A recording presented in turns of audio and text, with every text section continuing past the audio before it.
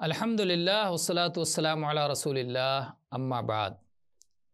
جہاں پر کچھ لوگ سو رہے ہوں اور کچھ لوگ جاگ رہے ہوں وہاں پر سلام کرنا مشروع ہے، اور سلام کرنے والا پست آواز میں سلام کرے کہ جس کی بنا پر سونے والے جاگ نہ جائیں اور جاگنے والے سن لیا کریں۔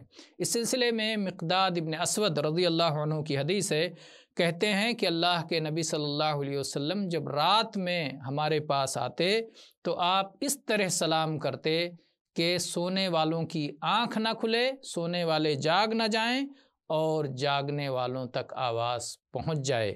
تو یہ نبی کریم صلی اللہ علیہ وسلم کا بلند ترین ادب ہے کہ آپ سونے والے کا بھی خیال رکھتے اور جاگنے والوں سے بھی سلام کر لیتے۔